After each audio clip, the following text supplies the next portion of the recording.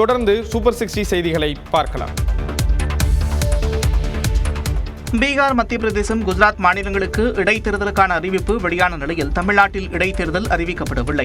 பீகாரின் பகிம்பூர், மத்திய பிரதேசத்தின் தாட்டியா மற்றும் குஜராத்தின் மஞ்சள்பூர் ஆகிய 3 சட்டமன்ற தொகுதிகளுக்கு வரும் 30ஆம் தேதி இடைத்தேர்தல் நடத்தப்படும் என்று தேர்தல் ஆணையம் அறிவித்துள்ளது. வரும் 6ஆம் தேதி வேட்புமனு தாக்கல் தொடங்கும் என்றும் ஆகஸ்ட் 3ஆம் தேதி வாக்குகள் எண்ணப்பட்டு முடிவுகள் அறிவிக்கப்படும் என்றும் தெரிவிக்கப்பட்டுள்ளது. ஆனால் தமிழ்நாட்டில் காலியாக உள்ள மதுராந்தகம், பெருந்துறை, தாராபுரம், அம்பாசமுத்திரம், விராலிமலை, கரூர், திருச்சி கிழக்கு ஆகிய 7 தொகுதிகளுக்கு இடைத்தேர்தல் அறிவிக்கப்படவில்லை.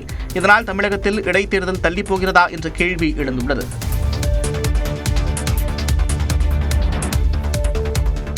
அதிமுக எம்எல்ஏக்கள் ராஜினாமா செய்த 6 தொகுதிகளில் இடைத்தேர்தல் நடத்தக்கூடாது என்று தேர்தல் ஆணையத்தில் அதிமுக எம்பி இன்பதுரை புகார் அளித்துள்ளார். டெல்லியில் தேர்தல் ஆணையத்தில் புகார் அளித்த பிறகு செய்தியாளர்களை சந்தித்த இன்பதுரை திரைமறைவில் குதிரை பேரங்கள் நடப்பதாக குற்றம் சாட்டினார். காலியானது கிளியர் வேகன்சி இல்ல, அங்க அது சர்ச்சைக்குரிய வகையில அதாவது ஆர்டிபிஷியலா ஒரு 6 இடத்தை காலியா காமிச்சிருக்காங்க. எனவே அங்க தேர்தல் நடத்தக்கூடாதுங்கிறது எங்களுடைய முதல் பிரேயர். 2வது, இவர்கள் மீது விசாரணை நடத்தணும். அதே நேரம் எம்எல்ஏக்கள் சுய விருப்பத்தின் பேரில் வேறு கட்சிக்கு செல்வது குதிரை பேரம் அல்ல, குதிரை ரேசிங் என்று காங்கிரஸ் எம்பி பிரவீன் சக்கரவர்த்தி தெரிவித்துள்ளார். பணம் கொடுத்து ஒரு தாவேகா எம்எல்ஏவை சபாநாயகர் நம்பிக்கையில்லா தீர்மானத்துக்கு எதிராக ஓட் போட சொல்லி அது காசு கொடுத்து வாங்கிறது. எம்எல்ஏக்கள் சுயமா ராஜினாமா செஞ்சு வேற கட்சிக்கு போறாங்க. அதான் இது ஹார்ஸ் ரேசிங், அது ஹார்ஸ் ட்ரேடிங். திமுக எதிர்க்கட்சியில் அமர வேண்டும் என்பதே மக்களின் விருப்பம் என்று பிரவீன் சக்கரவர்த்தி கூறினார்.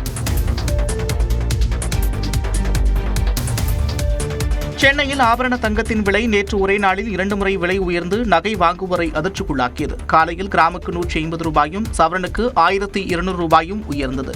இந்நிலையில் மாலையில் மீண்டும் கிராமுக்கு 150 ரூபாய் உயர்ந்து 1 கிராம் 13,550 ரூபாய்க்கும் சவரனுக்கு 1200 ரூபாய் உயர்ந்து 1,08,400 ரூபாய்க்கும் விற்பனையாகிறது. அதேபோல காலையில் கிராமுக்கு 5 ரூபாய் உயர்ந்த வெள்ளி மாலையில் மேலும் 5 ரூபாய் உயர்ந்து 1 கிராம் வெள்ளி 255 ரூபாய்க்கும் 1 கிலோ கட்டி வெள்ளி 2,55,000 ரூபாய்க்கும் விற்பனை செய்யப்படுகிறது. தங்கம், வெள்ளியை தொடர்ந்து இந்திய பங்குச்சந்தைகளும் நேற்று ஏற்றத்துடன் நிறைவு பெற்றன.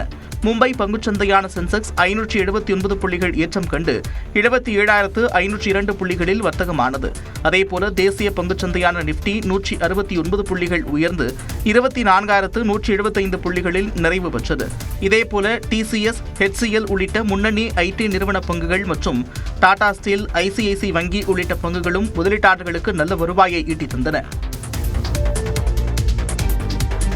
கோவை, நீலகிரியில் இன்றும் நாளையும் கனமழைக்கு வாய்ப்பிருப்பதாக வானிலை ஆய்வு மையம் கணித்துள்ளது.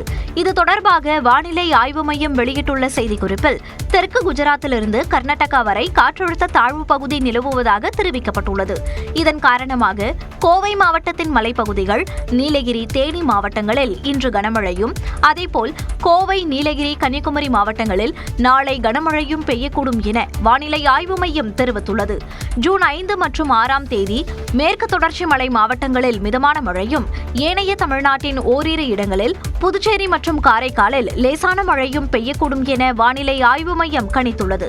சென்னையை பொறுத்தவரை இன்று வானம் ஓரளவு மேகமூட்டத்துடன் காணப்படும் என்றும், இரவில் நகரின் ஒரு சில பகுதிகளில் மிதமான மழையும் பெய்யும் என்றும் வானிலை ஆய்வு மையம் கணித்துள்ளது. அதே நேரம் சென்னையில் வெயிலின் தாக்கம் 98 டிகிரி ஃபாரன்ஹீட்டுக்கு கீழ் குறையும் எனவும் வானிலை ஆய்வு மையம் கணித்துள்ளது. தமிழ்நாட்டில் உள்ள தனியார் மருத்துவக் கல்லூரிகளில் BSc, B.Pharm, BBD உள்ளிட்ட துணை மருத்துவ படிப்புகளுக்கான கல்வி கட்டணத்தை நிர்ணயம் செய்து சுயநிதி தொழிற்கல்லூரிகளுக்கான கல்வி கட்டண நிர்ணயக் குழு அறிவித்துள்ளது. அதன்படி 2026-27 முதல் 2028-29 வரையிலான 3 கல்வி ஆண்டுகளுக்கு கட்டணம் நிர்ணயிக்கப்பட்டுள்ளது. Diploma health inspector, sanitary inspector படிப்பிற்கு அரசு ஒதுக்கீட்டிற்கு 35,000 ரூபாயும், நிர்வாக ஒதுக்கீட்டிற்கு 70,000 ரூபாயும் கட்டணம் நிர்ணயம் செய்துள்ளனர்.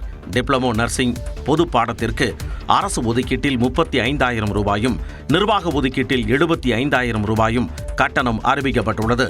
துணை செவிலியர் மகப்பேறு பட்டய படிப்பிற்கு அரசு ஒதுக்கீட்டில் 30,000 ரூபாயும், நிர்வாக ஒதுக்கீட்டிற்கு 6,000 ரூபாயும் நிர்ணயிக்கப்பட்டுள்ளது. டிப்ளமோ பார்மசி படிப்புக்கு அரசு ஒதுக்கீட்டில் 25,000 ரூபாய், டிப்ளமோ மெடிக்கல் லெபார்டரி சயின்ஸ் பாடத்திற்கு 20,000 ரூபாயும் நிர்ணயம் செய்யப்பட்டுள்ளது. BSc nursing post BSc nursing படிப்பிற்கு அரசு ஒதுக்கீட்டிற்கு கட்டணம் 60,000 ரூபாயும் நிர்வாக ஒதுக்கீட்டு கட்டணம் 1,20,000 ரூபாயும் நிர்ணயிக்கப்பட்டுள்ளது. பிஃபார்ம், பிபிடி, பிஓடி ஆகிய படிப்புக்கு அரசு ஒதுக்கீட்டிற்கு 50,000 ரூபாயும் நிர்வாக ஒதுக்கீட்டிற்கு 1,00,000 ரூபாயும் கட்டணம் நிர்ணயம் செய்யப்பட்டுள்ளது.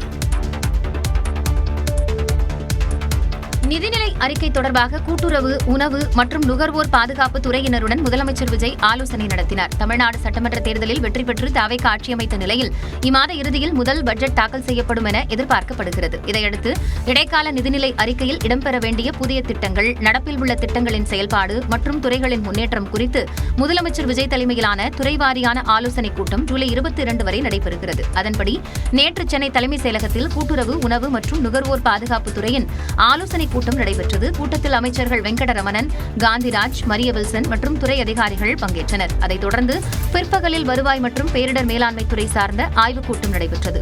அமைச்சரவைக் கூட்டத்தில் ஒப்புதல் அளிக்கப்பட்ட வெற்றி தமிழகம் தொலைநோக்கு திட்டத்தில் இடம்பெற்றுள்ள திட்டங்களை ஓராண்டு, 3 ஆண்டு, 5 ஆண்டு என செயல்படுத்துவது, நிதிநிலை அறிக்கையில் இடம்பெறக்கூடிய திட்டங்கள் மற்றும் அதற்கு தேவையான நிதி தேவைகள் உள்ளிட்டவை குறித்தும் ஆலோசனை மேற்கொள்ளப்பட்டது.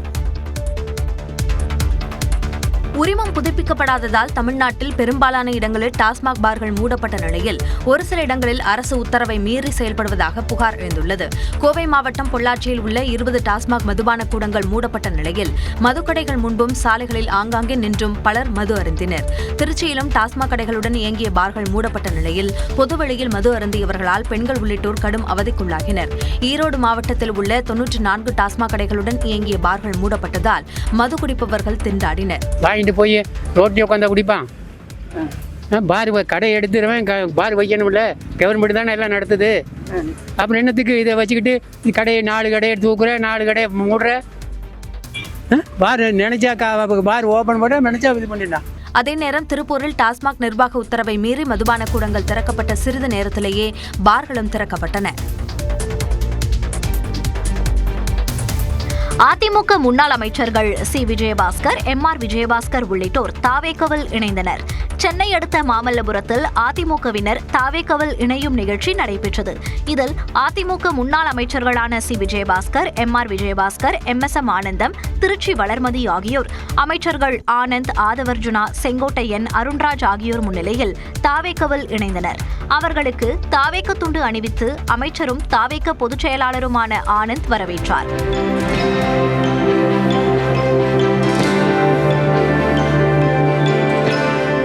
அதிமுகவிலிருந்து 60% பேர் தாவேகவில் இணைந்து விட்டதாக அமைச்சர் ஆதவர்ஜுனா கூறினார். நாங்கள் எம்எல்ஏக்கள் வரும்போதே சொன்னோம், ஒட்டுமொத்த அதிமுகவுடைய 90% நிர்வாகிகள், தொண்டர்கள் தமிழக வெற்றி கழகத்தில் இணைய போகிறார்கள். நாங்க தேர்தலுக்கு முன்பே சொன்னோம், அதிமுகவுடைய தொண்டர்களும் ஓட்டும் தமிழக வெற்றி கழகத்திற்கு வந்துருச்சு. ஜெயலலிதாவை சிறையில் வைத்த திமுகவுடன் கூட்டணி வைத்தவர்தான் துரோகி என செங்கோட்டையன் குற்றம் சாட்டினார். இன்றைக்கு படத்தை இருப்பது அம்மா படம் இங்கே இருக்காது. இதை அனுமதித்தவர் நம்முடைய வெற்றி கழகத்துடைய தலைவர் தளபதி தான். எதற்காக சொல்லுவேன் சொன்னால், என்னை அழைத்தார், நீங்கள் அம்மா படத்தை வைத்துக் கொள்ளுங்கள், அப்போதுதான் எனக்கு மகிழ்ச்சி அளிக்கும் என்று சொன்ன ஒரே தலைவர் வெற்றி கழகத்துடைய தலைவர். தன்னை தூக்கி எறிந்த போது தாங்கி பிடித்தவர் முதலமைச்சர் விஜய் எனவும் அமைச்சர் செங்கோட்டையன் தெரிவித்தார். அதிமுக தலைமையின் தவறான போக்கால் தாவேகாவில் இணைந்ததாக முன்னாள் அமைச்சர் சி. விஜயபாஸ்கர் தெரிவித்துள்ளார். அடுத்தடுத்து சட்டமன்ற உறுப்பினர் பதவியை ராஜினாமா செய்த முன்னாள் அமைச்சர்கள் சி. விஜயபாஸ்கர் மற்றும் எம்.ஆர். விஜயபாஸ்கர் நேற்று தாவேகாவில் ஐக்கியமாக்கினர். இதனிடையே நியூஸ் 18க்கு பிரத்யேக பேட்டியளித்த சி. விஜயபாஸ்கர் அதிமுகவிலிருந்து விலகியதற்கான காரணம் குறித்து பேசினார். நான் பிறவியில் அதிமுக 35 ஆண்டு காலம் பயணிச்சிருக்கிறேன். ஆனால் இன்றைய தலைமையினுடைய ஒரு தவறான போக்கு, தேர்தலுக்கு முன்னதே தாவேகாவுடன் கூட்டணி வைக்க வேண்டும் என்று வலியுறுத்தினோம், செவிமடுக்கவில்லை. தேர்தலுக்கு பின்னதாவது தாவேகாவுக்கு பெரும்பான்மையாக 108 சட்டமன்ற உறுப்பினர் வந்தவுடனே அரசு அமைவதற்கு நம்ம துணை நிற்கணும்னு சொன்னோம், அதையும் செவிமடுக்கல. உண்மையை எடுத்து சொன்னால் துரோகி என்று இபிஎஸ் கூறுவதாக எம்.ஆர். விஜயபாஸ்கர் குற்றம் சாட்டினார். உண்மையை சொன்னால் துரோகி என்று சொல்கிறார். உண்மையை எடுத்து சொன்னால் யார் துரோகி என்பதை நீங்கள் புரிந்து கொள்ள வேண்டும். திராவிட முன்னேற்ற கழகத்தோடு சேர்ந்து ஆட்சி அமைக்கலாம் என்று சொல்வது சரியா என்று நாம் எண்ணி பார்க்க வேண்டும். சரியான முடிவெடுக்காத தலைவர் இபிஎஸ் என்று முன்னாள் அமைச்சர் எம்.ஆர். விஜயபாஸ்கர் விமர்சித்தார். முதலமைச்சர் விஜய் கரூர் செல்வதற்கு முன்பாக செந்தில் பாலாஜியை கைது செய்ய முயற்சி நடைபெறுவதாக முன்னாள் அமைச்சர் ரகுபதியை குற்றம் சாட்டியுள்ளார். புதுக்கோட்டையில் செய்தியாளர்கள் சந்தித்த முன்னாள் அமைச்சர் ரகுபதி திமுக ஒருபோதும் குதிரை பேர அரசியலில் ஈடுபட்டது இல்லை என்றார். அடுத்தொரு நபரை கை காண்பித்து அவரிடமிருந்து இன்றைக்கு செந்தில் பாலாஜிக்கு நெருக்கமான கார்த்தி போன்றவர்கள் மீது இன்றைக்கு தொடர்ந்து அந்த அம்பு பாய்ந்து கொண்டிருக்கிறது என்று சொன்னால் அதற்கு காரணம் விஜய் கரூருக்கு போவதற்கு முன்னால் செந்தில் பாலாஜியை கைது செய்துவிட்டு செல்ல வேண்டும் என்கின்ற அவர் போட்ட ஒரு சபதமாக இருக்கலாம் என்றுதான் இன்றைக்கு என்ன தோன்றுகிறது. அதேபோல சென்னை அடையாறில் செய்தியாளர்கள் சந்தித்த அமமுக பொதுச் செயலாளர் டிடிவி தினகரன் ஊழல் வழக்கில் சிக்கிய முன்னாள் அமைச்சர்களை இணைத்துக் கொள்ளக்கூடிய தாவேகாவை கடுமையாக விமர்சித்தார். மற்றவர்களிடத்திலிருந்து ஆட்களை பிடித்துதான் அவர்கள் அது ஆட்சியை இன்றைக்கு நடத்தி கொண்டிருக்கிறார்கள். இதிலிருந்து தெரியுது அவர்களுடைய நேர்மை, தூய சக்தியெல்லாம் கிடையாது. இது ஒரு நாசகார சக்தின்னு எல்லாருக்கும் தெரியுது. ஏமாற்று சக்தியாகத்தான் தாவேகா இருக்கு. இந்நிலையில் வடக்கில் பாஜக பயன்படுத்திய வாஷிங் மெஷின் தற்போது தமிழ்நாட்டிற்கு வந்துவிட்டது என்று கேள்விப்பட்டதாக திமுக நாடாளுமன்ற குழு தலைவர் கனிமொழி விமர்சித்துள்ளார். முன்னாள் அமைச்சர்கள் சி விஜயபாஸ்கர் மற்றும் எம்ஆர் விஜயபாஸ்கர் தாவேகாவில் இணைந்ததை மறைமுகமாக குறிப்பிட்டு புது தமிழ்நாடு மாடல் மெஷின் குட்கா கரைகளை கூட நீக்கும் என்பது உண்மையா என்றும் கனிமொழி கேள்வி எழுப்பியுள்ளார்.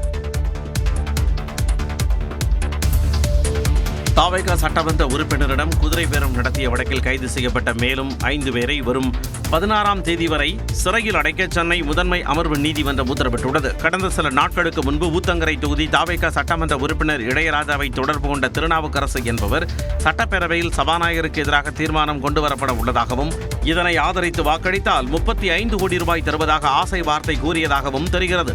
இதுபற்றி தாவேகா எம்எல்ஏ இளையராஜா அளித்த புகாரின் பேரில் திருநாவுக்கரசு, நரேஷ், தியாகராஜன் ஆகியோரை காவல்துறையினர் கைது செய்து சிறையில் அடைத்தனர். இந்நிலையில் எந்த வழக்கில் தொடர்புடைய சென்னையைச் சேர்ந்த செல்வன், சீனிவாசன், ராஜேஷ், கரூரைச் சேர்ந்த ரமேஷ், கார்த்திக் ஆகிய 5 பேர் கைது செய்யப்பட்டனர். ஏற்கனவே கைது செய்யப்பட்ட 3 பேருடன் இவர்கள் சென்னையில் உள்ள நட்சத்திர விடுதியில் தங்கி தாவேகா சட்டமன்ற உறுப்பினரிடம் பேரம் பேச திட்டம் தீட்டியது விசாரணையில் தெரியவந்துள்ளது.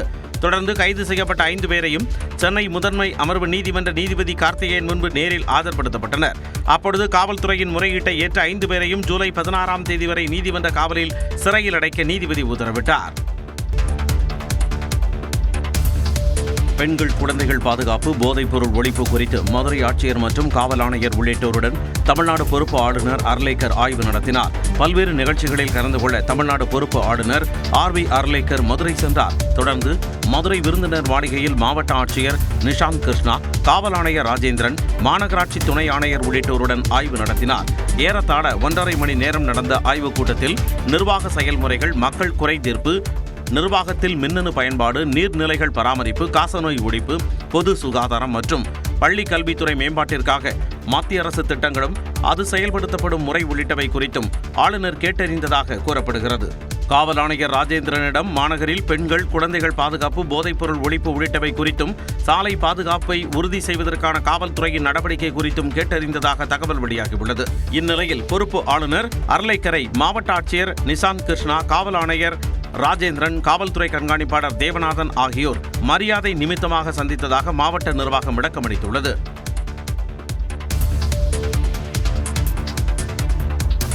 நடிகர் ரவி மோகன் வீட்டில் வைர நெக்லஸ் மற்றும் பணம் திருடிய வழக்கில் அவரது வாகன ஓட்டுநர் கைது செய்யப்பட்டார். சென்னை ஈஞ்சம்பாக்கத்தில் நடிகர் ரவி மோகனின் வீடு அமைந்துள்ளது. இந்த நிலையில் வீட்டில் இருந்த 3 லட்சம் ரூபாய் ரொக்கம் மற்றும் வைர நெக்லஸ் திருடு போனதாகவும் உதவியாளர், பணிப்பெண் உட்பட 5 பேர் மீது சந்தேகம் உள்ளதாக ரவி மோகனின் மேலாளர் காவல் நிலையத்தில் புகார் அளித்திருந்தார். அதன் அடிப்படையில் விசாரணை நடத்திய காவல்துறையினர் கரூர் மாவட்டம் அச்சம்மாபுரம் திருமாக்குடலூர் பகுதியைச் சேர்ந்த ராஜேஷ் என்பவரை கைது செய்தனர். அவரை நீலாங்கரை காவல் நிலையத்திற்கு அழைத்து வந்து விசாரித்தனர். இதில் ராஜேஷ் நடிகர் ரவி மோகனிடம் தனிப்பட்ட வாகன ஓட்டுநராக கடந்த 6 மாதமாக வேலை செய்து வந்துள்ளார். சம்பவத்தன்று நடிகர் ரவி மோகன் அறையில் இருந்த லாக்கரை திறந்து அதில் இருந்து ரூபாய் 2.5 லட்சம் பணத்தை எடுத்ததையும் ஒப்புக்கொண்டுள்ளார். அதைத் தொடர்ந்து ராஜேஷ் மீது வழக்கு பதிவு செய்த காவல்துறையினர் அவரை நீதிமன்றத்தில் ஆஜர்படுத்தி சிறையில் அடைத்தனர். ஹரியானாவில் அமைக்கப்பட்டுள்ள புதிய கார் தொழிற்சாலையை பிரதமர் மோடியும் ஜப்பான் பிரதமரும் இணைந்து தொடங்கி வைத்தனர்.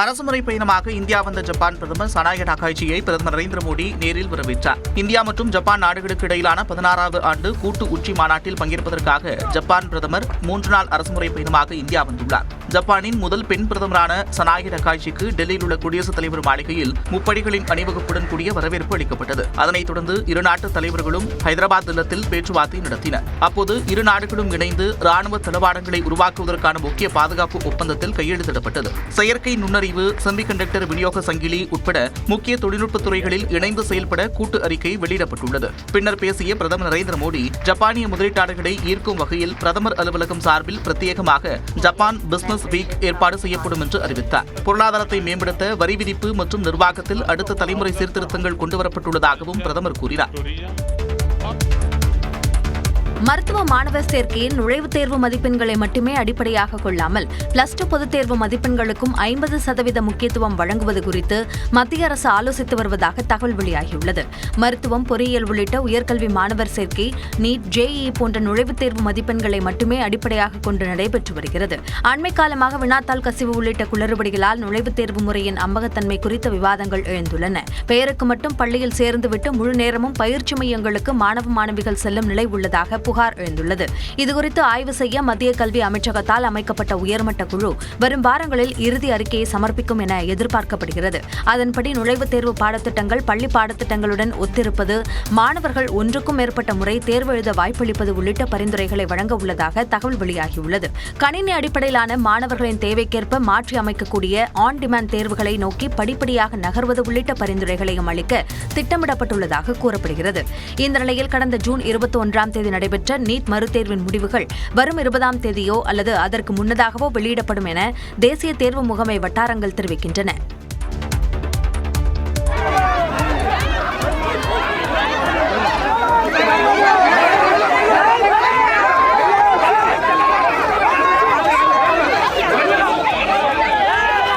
முதலமைச்சருக்கு எதிராக போராட்டத்தில் ஈடுபட்ட TRS கட்சி தலைவர் கவிதா குண்டுக்கட்டாக தூக்கிச் செல்லப்பட்ட காட்சிதான் இது.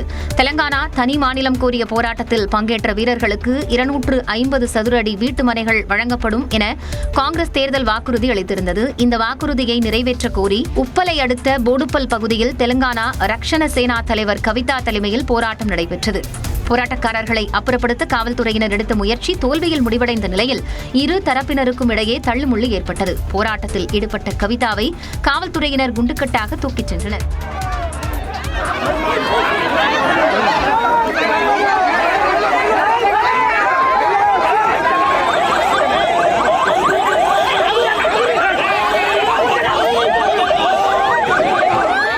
நடத்திய கண்மூடித்தனமான தாக்குதலில் தானும் தனது ஆதரவாளர்களும் காயமடைந்ததாக கவிதா குற்றம் சாட்டியுள்ளார். கர்நாடக மாநிலம் பெங்களூருவில் உள்ள கல்குவாரியில் பாறை சரிந்து விழுந்து ஏற்பட்ட விபத்தில் 8 தொழிலாளர்கள் உயிரிழந்தனர். பெங்களூரு அருகே மடப்பட்டணத்தில் உள்ள கல்குவாரி ஒன்றில் பாறையை வெடிவைத்து தகர்த்த போது பாறாங்கற்கள் மலை உச்சியிலிருந்து சரிந்து விழுந்தன. அப்போது பெரிய பாறை ஒன்று சுமார் 40 அடி உயரத்திலிருந்து சரிந்து கீழே விழுந்ததில் பீகார் மற்றும் மேற்கு வங்கத்தை சேர்ந்த 8 கூலி தொழிலாளர்கள் உயிரிழந்தனர். 15 பேர் காயமடைந்து சிகிச்சைக்காக தனியார் மருத்துவமனையில் அனுமதிக்கப்பட்டுள்ளதாக காவல்துறையினர் தெரிவித்துள்ளனர். பாறையில் சரிந்ததில் டிராக்டர்கள் மற்றும் போக்குவரத்துக்காக பயன்படுத்தப்பட்ட பிற வாகனங்களும் சேதமடைந்தன.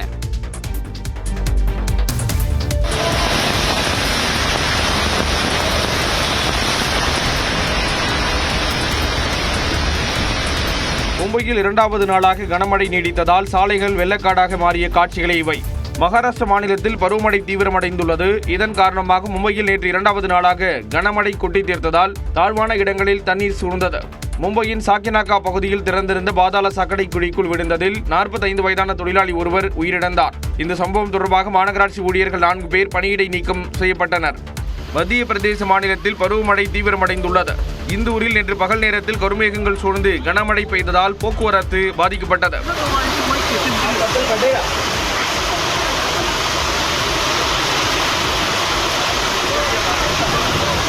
இந்தூரில் சாலையில் இருசக்கர வாகனத்தில் சென்று கொண்டிருந்த 25 வயதான இளைஞர் ஒருவர் வெள்ளத்தில் அடித்துச் செல்லப்பட்ட நிலையில் அவரை தேடும் பணி முடுக்கிவிடப்பட்டுள்ளது. பேதுல் நகரில் பைசாய் ஆற்றில் வெள்ளம் கரைபுரண்டு ஓடுவதால் 10க்கும் மேற்பட்ட கிராமங்களுக்கு போக்குவரத்து துண்டிக்கப்பட்டுள்ளது. தலைநகர் டெல்லியில் பரவலாக மழை பெய்து வருவதால் வெப்பம் தணிந்துள்ளது.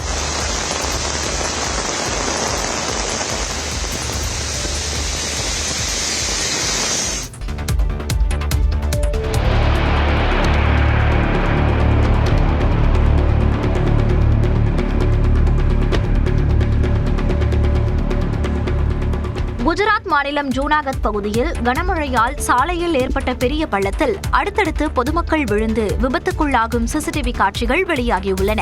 ஜூனாகத்தின் ஆசாத் சவுக் பகுதியில் பெய்த கனமழையால் சாலைகளில் வெள்ள நீர் பெருக்கெடுத்து ஓடியது. சாலையில் தண்ணீர் தேங்கிய நிலையில் அங்கு ஒரு பெரிய பள்ளம் இருப்பதை அறியாமல் மக்களும் வாகன ஓட்டிகளும் அதில் தடுமாறி விழுந்து விபத்துக்குள்ளாகினர். பைக்கில் வந்த ஒருவர் நிலை தடுமாறி அந்த பள்ளத்தில் விழுந்து காயமடைந்தார். அவர் உடனடியாக மீட்கப்பட்டு மருத்துவமனையில் அனுமதிக்கப்பட்டுள்ளார். அதே பள்ளத்தில் அடுத்தடுத்து ஒரு சிறுமி உட்பட 3 பேர் நிலை தடுமாறி விழுந்து காயமடைந்தனர். இது தொடர்பான சிசிடிவி காட்சிகள் வெளியாகியுள்ளன.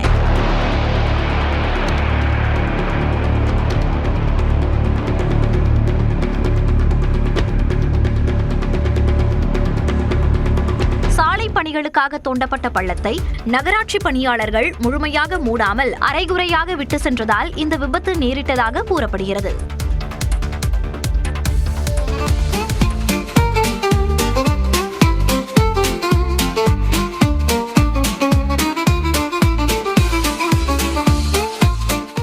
சீனாவில் கடும் வெப்பத்தை சமாளிக்கும் வகையில் அடுக்குமாடி கட்டிடங்களின் மேற்கூரையிலிருந்து இப்படி செயற்கையாக நீர் தெளிக்கும் ரூஃப்டாப் ரெயின் முறை கவனம் ஈர்த்துள்ளது. உலகம் முழுவதும் வரலாறு காணாத அளவுக்கு கடுமையான வெப்ப அலைகள் வீசி வரும் நிலையில் தங்களது நகரங்களை குளிர்ச்சியாக வைத்திருக்க பல்வேறு நாடுகள் புதிய தீர்வுகளை ஆராய தொடங்கியுள்ளன. அந்த வகையில் சீனாவில் வெயில் காலங்களில் வெளிப்புற வெப்பநிலையை குறைப்பதற்காக அங்குள்ள வானளாவிய உயரமான கட்டிடங்களின் மேற்கூரையில் மிஸ்ட் கூலிங் அமைப்புகள் நிறுவப்பட்டு வருகின்றன.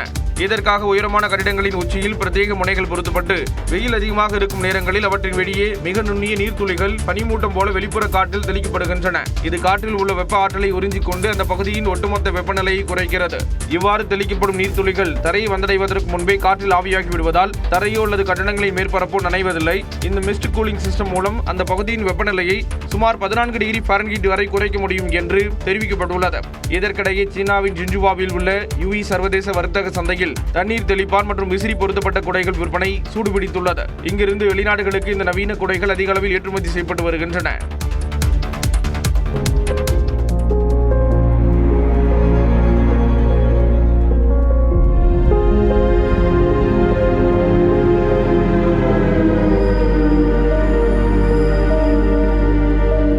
வெனிசுலாவில் நிலநடுக்கத்தால் ஏற்பட்ட இடிபாடுகளில் 8 நாட்களாக சிக்கியிருந்த வணிக நிறுவன காவலாளி உயிருடன் மீட்கப்பட்ட நிகழ்ச்சி காட்சிகளை இவை.